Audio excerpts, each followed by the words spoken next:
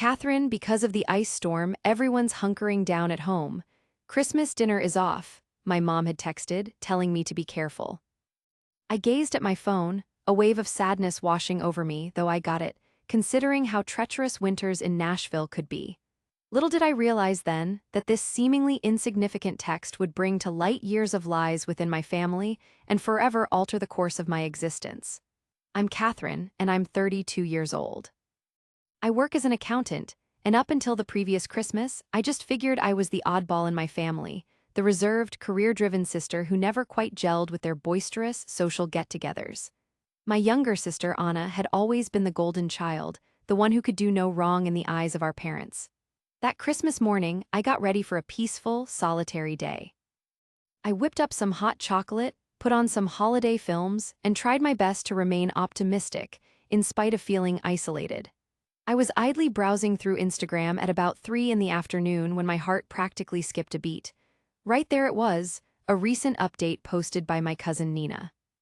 Flawless family Christmas at Anna's place, so grateful to have everyone together. Loving our family traditions Christmas dinner.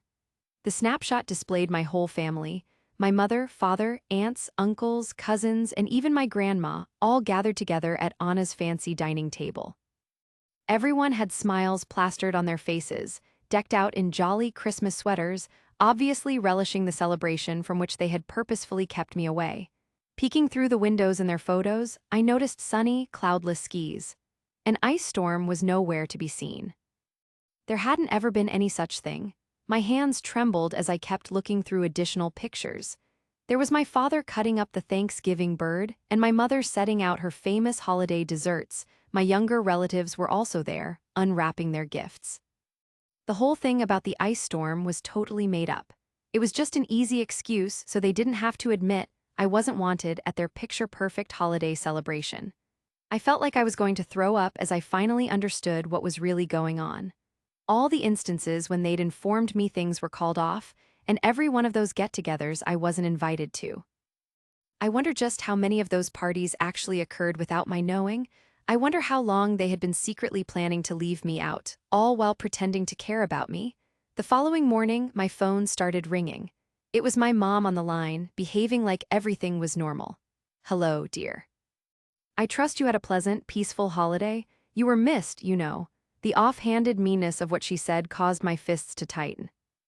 This was the turning point, the moment when things would never be the same again, although I hadn't realized it quite yet.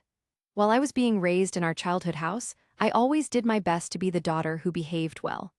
I used to assist my mother around the house, kept my grades perfect, and even let go of my ambition of studying art to study accounting because my parents said that was the sensible thing to do. At the same time, my sister Anna was free to do whatever she pleased. The moment she quit university in order to become a yoga teacher, my parents praised her for being courageous. And when I worked extra hours to help them pay off their house payments, they practically ignored it. Looking back, there's this one event that really should have been a bigger wake-up call. It was about 3 years back when my father needed to have an operation, and I took nearly a month away from my job so I could help him out. I was the one making meals, tidying up, getting him back and forth from his doctor visits, and making sure he took all his pills correctly. But you know, Anna only came by one time, hung around for 60 minutes snapping pictures with him for her online accounts, and then took off saying she was going on a yoga getaway. But the crazy thing is, the way my folks told the story later, Anna was the daughter who was really there for him, and I was just kind of doing what was absolutely necessary. My other relatives weren't any different, really. At every family get-together, my aunts would always go on and on about how carefree Anna was and ask me when I was going to start having a little fun and actually enjoy myself. What I achieved at my job was brushed off as dull, but Anna's most recent escapade instructing yoga over in Bali became the main topic of every family meal. I tried to convince myself that it didn't bother me, that family is family, and they have their own way of showing love. Even just last month, I spent a bunch of time assisting my mother in getting ready for Thanksgiving, only to have her tell everybody that Anna had handled everything, while I'd just been loafing around. I pushed down my feelings and didn't say a word, like I usually do. When Anna stated that she would be the one hosting Christmas this year, I told her I'd be glad to pitch in with the organizing and the cooking. She dismissed my concerns, insisting everything needed to be flawless. Looking back, the warning signals were definitely there, though I was still desperately clinging to the fantasy of our ideal family unit. Honestly, my whole existence has been about trying to gain their acceptance, rationalizing their actions, and pretending I didn't notice when I was left out of those last-minute family get-togethers that somehow everyone else seemed to know about. I told myself that if I just put in more effort, devoted more time, and gave even more of myself, they'd finally recognize my worth and accept me as a legitimate member of their flawless family portrait. Hey, sweetie, hope your Christmas was peaceful. We were thinking of you. That phony happiness in my mother's voice was nauseating. I clutched my phone a little harder, my eyes fixed on the Instagram images still displayed on my laptop screen, undeniable proof of their picture-perfect family gathering that I'd been intentionally left out of. Honestly, I somehow managed to keep my voice even.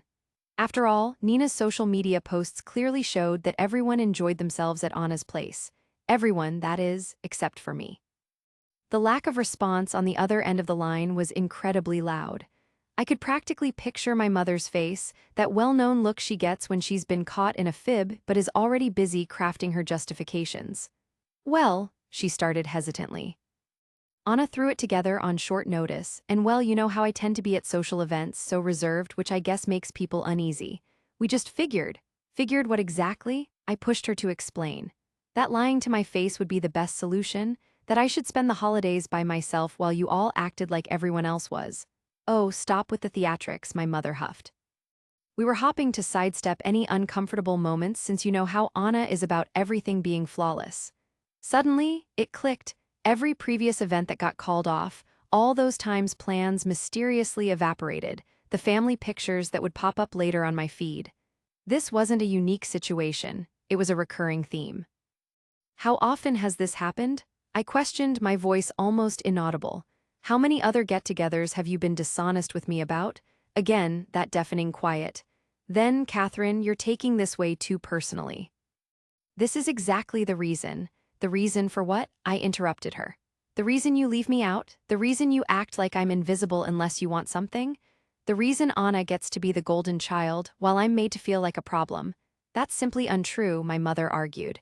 We feel the same about both of you. It's just that Anna actively tries to engage with the family.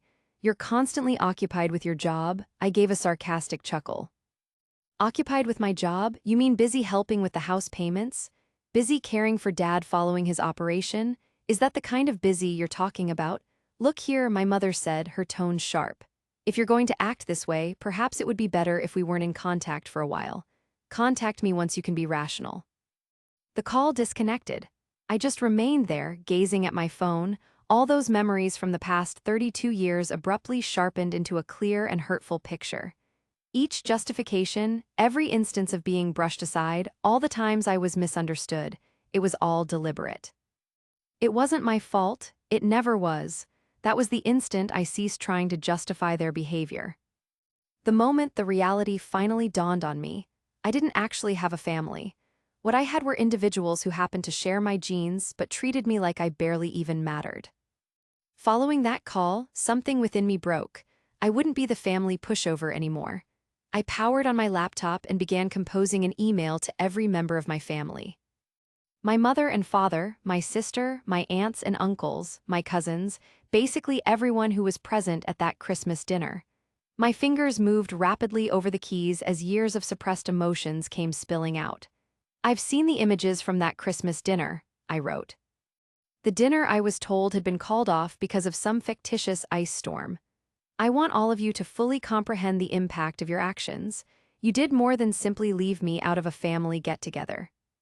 You planned out this complicated fabrication specifically to make me spend Christmas all by myself. I included screenshots of my mom's, stay inside, everyone else is doing the same, messages alongside the pictures from social media that displayed all of you celebrating. I sent it before my doubts could creep in. The replies began arriving almost right away.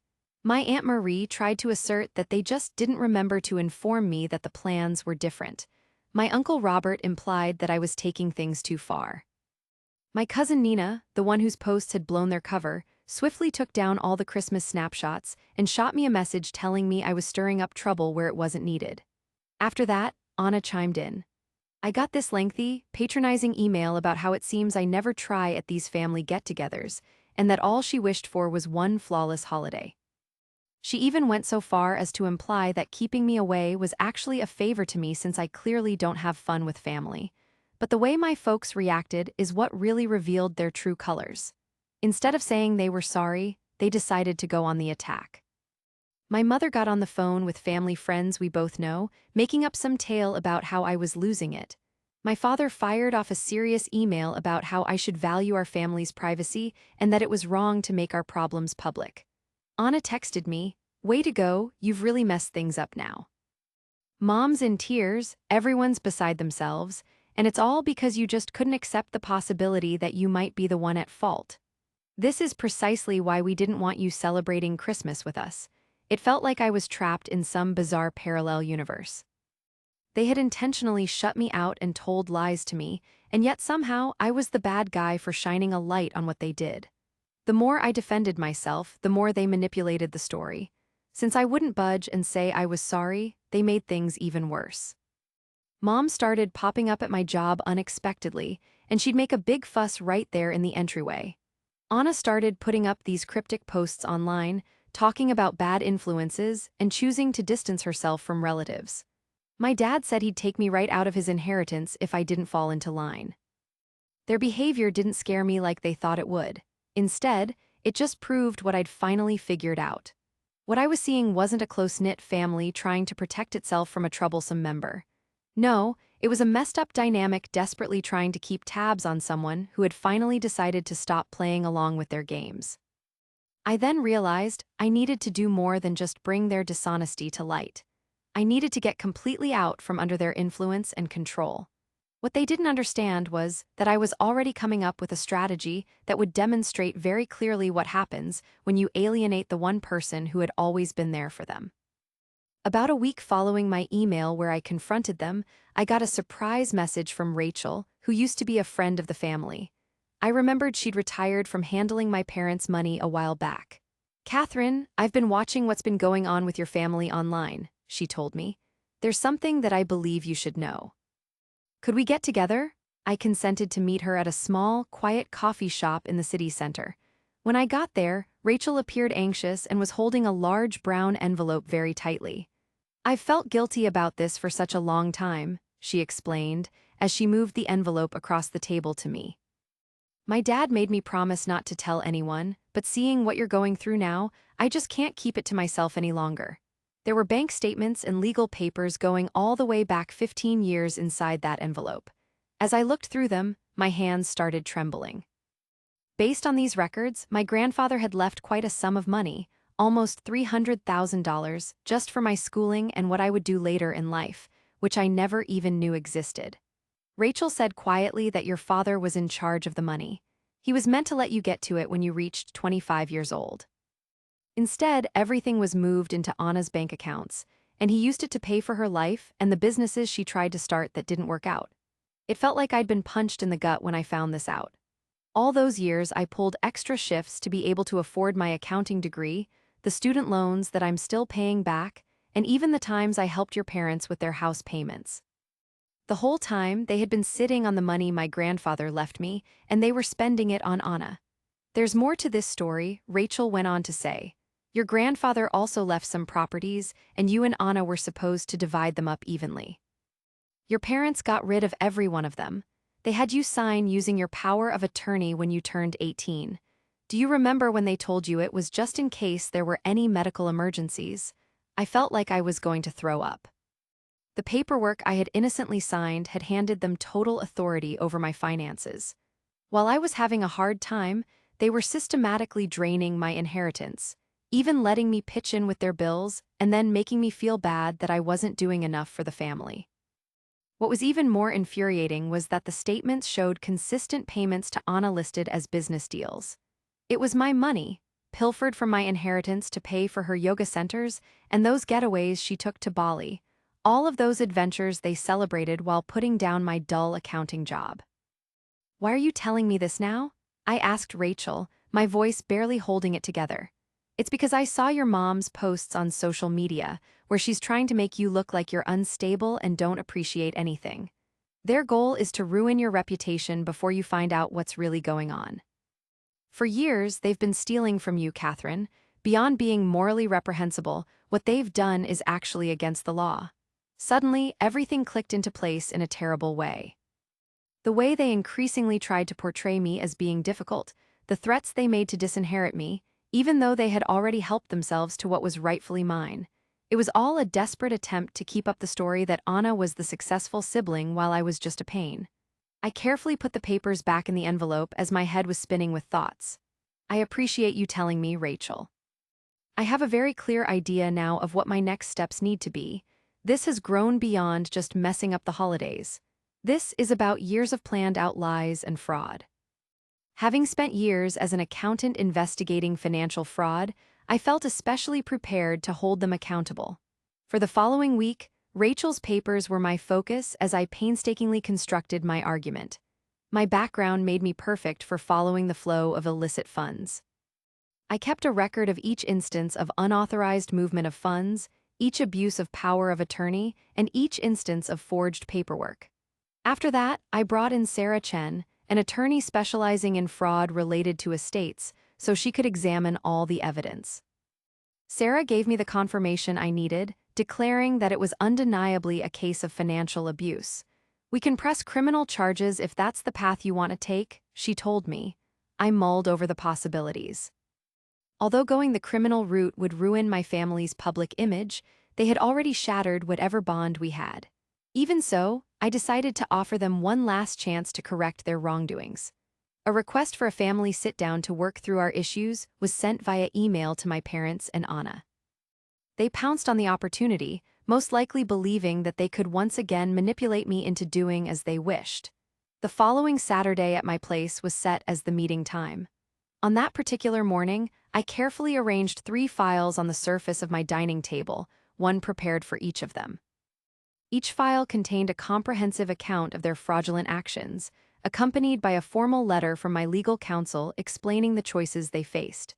They could either send all the remaining funds back to me and provide a signed declaration of guilt, or face legal prosecution.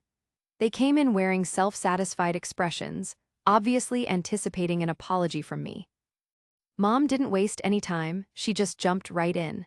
"Catherine, we're just so relieved you've finally seen things our way." I stopped her from saying any more by pushing the files toward them on the table. "I think you should all read these over before anyone says anything else." As he quickly read through the papers, my father's face lost all its color. Anna's hands began to tremble uncontrollably. My mother was attempting to keep her composure. "This is absurd," she stated. "Are you trying to extort money from your own family? Extortion?" I let out a humorless laugh. "No, I'm actually presenting you with an option. Either give back what was rightfully mine, with interest, and confess to your actions, or I'll turn the whole matter over to law enforcement. Rachel has already said she's willing to be a witness." "Rachel shouldn't have," my father began to protest. I cut him off, stating, "You shouldn't have. You were stealing from me for years as I struggled to get by. You used my power of attorney to sell off real estate that legally belonged to me. You were using my inheritance to pay for Anna's way of life." Anna suddenly broke down crying. "I had no idea. They told me the money came from their own savings," she exclaimed. "Don't try to lie to me," I responded in a level tone. "The money was being wired straight into your accounts." "You were fully aware of what you were doing?" My mother then tried a different tactic. She said to consider the impact this would have on the family. "Think about the gossip this will cause." I retorted that you should have taken that into account before you decided to steal hundreds of thousands of dollars from your own daughter. You have 2 days to make up your mind. Either sign the confession and set up the money transfers, or I'm going straight to the police. My dad was practically hauling my mom and sister, who were both freaking out of the house as they scrambled to leave. In what felt like no time, the family chat was blowing up with messages from all my relatives, and naturally they were all on my parents' side. But I didn't lose my cool. I knew that reality and proof were on my side. "Their move now asterisk," I said to Sarah when we talked on the phone later that night. "Something in my gut is telling me they're going to mess this up." I felt prepared for whatever might happen. Looking back, they had actually given me the best thing they possibly could, which was being rid of their control. The 2-day limit that I had given them passed. Like I figured, my family valued their egos more than the truth. They refused to sign the statement of guilt or make any of the payments that we had agreed upon. Instead, they tried getting rid of incriminating stuff, closing down bank accounts, tearing up paperwork, and even trying to bully Rachel into taking back what she said. What they weren't aware of was that I had already turned everything over to the people in charge. The day following the deadline, I officially made the complaint. By the afternoon, law enforcement showed up at their house with warrants to search the place. From my office, I sat and observed how everything played out. The police took my father away from his job in handcuffs. Anna's yoga place was seized as something that was bought with stolen money. When Mom was taken into custody during a meeting for her charity work, her carefully crafted online persona fell apart. The family group chat blew up once again, though this time there was a distinct shift in the conversation. The kin who had brushed off what I'd said were now strangely silent, once the facts were available for everyone to see. The local paper published an article about how this well-known family had lost everything. Decades of carefully building up a spotless public image all came crashing down in a single 24-hour period. A text came through on my phone from Rachel. She was on the money when she said that Grandpa would have been proud of what I did. That sentiment rang true. Getting even wasn't the point anymore. This was about making things right. I didn't feel any happiness as I saw all the lies my family had so carefully constructed start to fall apart. All I felt was a sense of release. The truth had finally come out, and I was finally able to move forward. A year later, I was sitting in my new place in Denver, watching the snow come down outside. The legal proceedings had wrapped up quite a while back. Both my folks copped a plea and consented to pay back what they owed. Anna's yoga business disappeared, and she finally had to get a regular job as a front desk worker. The ideal family picture they'd put so much effort into creating was gone for good. For the most part, the relatives who'd helped them get away with things for so long stopped talking to me, but it was surprisingly all right with me. Rather, I'd put together a new group of people I could count on. Real friends who cared more about honesty than looking good, coworkers who appreciated how hard I worked, and even some relatives I hadn't been close to before who contacted me to say they were sorry for how they acted in the past. Last week, Rachel dropped by for a visit. As we were sipping coffee, she gave me a photo album she'd stumbled upon while tidying up her workspace. It was filled with photos of my grandfather and me, images that had practically faded from my memory. There was this one shot where he was showing me how to fish, and we were both cracking up about some silly thing that I can't even recall now. Rachel mentioned he used to say that I possessed a certain inner strength. He was aware that they showed preference to Anna, but he had faith that I would rise above it all. I ran my fingers softly over the picture, reminiscing about the warmth of his smile. He'd attempted to safeguard my future through that inheritance, and although it was a long road, that final act of generosity ended up providing me with something much more precious than mere wealth: the self-assurance to assert myself and the autonomy to craft a life in accordance with my own desires. In my experience, the most satisfying payback isn't about retaliation, it's about breaking free.